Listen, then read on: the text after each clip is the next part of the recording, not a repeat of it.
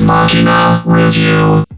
Everywhere I look lately, it seems like there's articles about the dangers of artificial intelligence. Which shows you the kind of social life I've got at the minute. It's not my fault, though. I'm on a fucking spaceship. AI, as it's commonly referred to, is a subject everyone seems to be aware of, but nobody's really educated about it, which makes it perfect for examination. That's exactly what Alex Garland did with his 2015 sci-fi thriller, Ex Machina. The conclusion of this movie presents us with a legit snapshot of the potential dangers artificial intelligence could present us with, and it's terrifying. But I think the real terror is hiding quietly off to the side of what Garland is presenting with this film. Let's take a look at the plot first. The plot. Caleb Smith, played by Domhnall Gleeson, is a computer programmer who has a deep and meaningful job working for the biggest search engine company in the world. Caleb wins a contest, so he's invited to stay with the CEO of his company, Nathan Bateman, played by Oscar Isaac, before he took part in the systematic dismantling of a galaxy far, far away that never did anything to him to deserve it. What? There's something wrong. What's wrong? You wrecked Star Wars.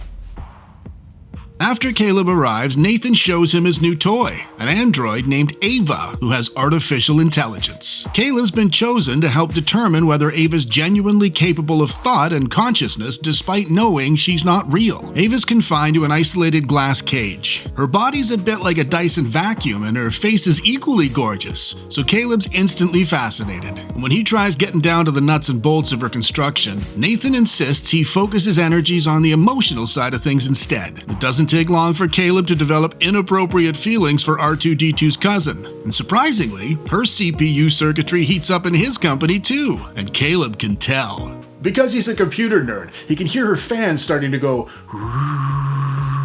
And soon enough, Ava's sharing her dreams of seeing the outside world and her desires to observe humanity directly, and her ability to trigger power outages that block her oppressive overlord from monitoring them during their sessions. And if I had $1 for every time I heard that one on a Tinder date.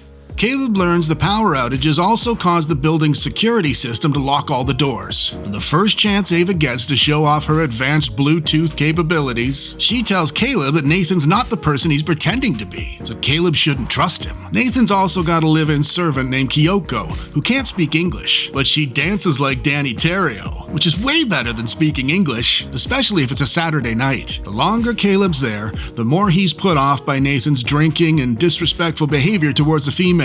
When Nathan reveals he's planning on deleting Ava's memory so he can upgrade her, Caleb gets it into his head that he needs to save her. So he gets Nathan drunk and steals his security card so he can sneak into his computer. And after he's done what he has to do, he learns that Nathan's hard drive is messier than Hunter Biden's. It's filled with footage of him interacting with the previous versions of Ava. He also learns that Kyoko's an android too. In their next session, Ava cuts the power again. So, for a girl he spent 4 hours with, who's made of silicone and would definitely explode if he ever made her wet, Caleb sells out his boss, the man who gave him this opportunity and the man whose house Caleb's currently a guest in. And when Caleb tells Ava that Nathan's planning on deleting her, Ava makes it his job to help her. So they Bonnie and Clyde themselves a plan to get Nathan drunk again so Caleb can reprogram the security system to open all the doors during the power failures instead of locking them. And this way, when Ava cuts the power again, the pair can make a fairy tale departure from the oppressive facility, with Caleb as the world's luckiest nerd and Ava, who's unknowingly about to become the world's most expensive sex toy.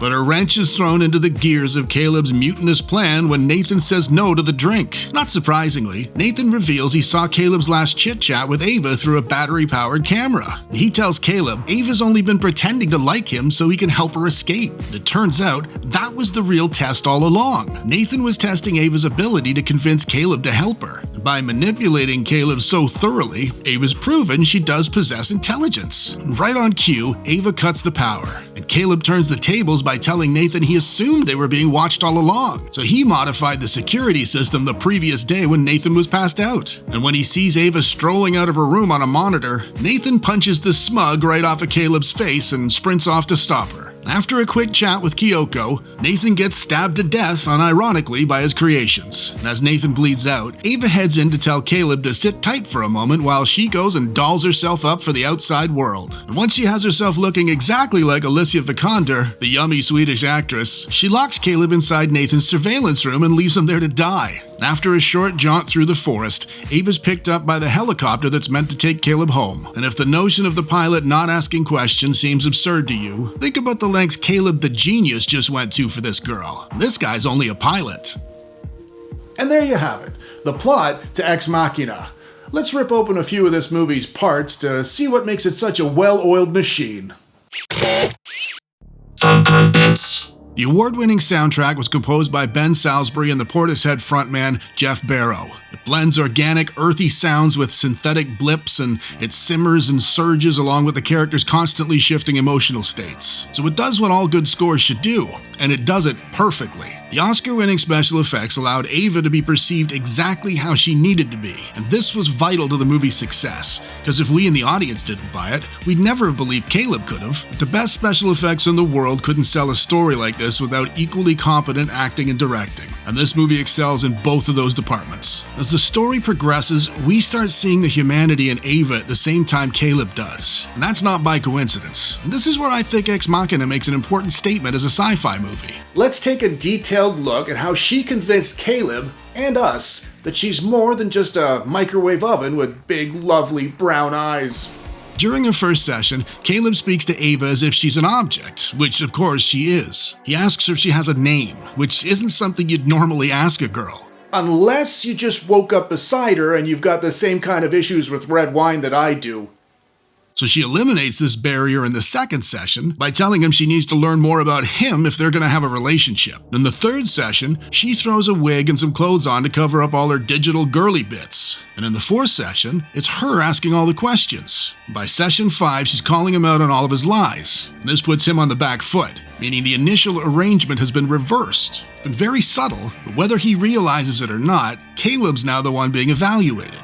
During their first power outage, she tells him Nathan's not to be trusted. This drives a tiny wedge between Caleb and Nathan. In their next session, Ava kills the power again and has Caleb revealing everything Nathan told him, meaning Caleb's trust is gone. When Caleb tells her Nathan's planning on deleting her, she immediately controls his beliefs by putting it right back onto him, telling him it's his responsibility to help her. When Nathan finally reveals the truth of the test, Caleb learns Ava's been lying the whole time, and she's manipulated him. And this, my friends, is where it all gets proper scary if you shift your perspective ever so slightly. Allow me to summarize. Ava drove a wedge between Caleb and Nathan. She disrupted the trust between them, she controlled Caleb's beliefs and behaviors, and she lied and manipulated him. And why the hell is any of this relevant?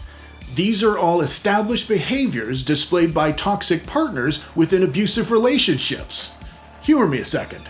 Nathan is striving for perfect artificial intelligence, which means his ultimate goal is to replicate human behavior exactly. Every model prior to Ava has failed, but Ava succeeded because Nathan finally programmed enough humanity into her to make her the closest to an actual human being he has ever created.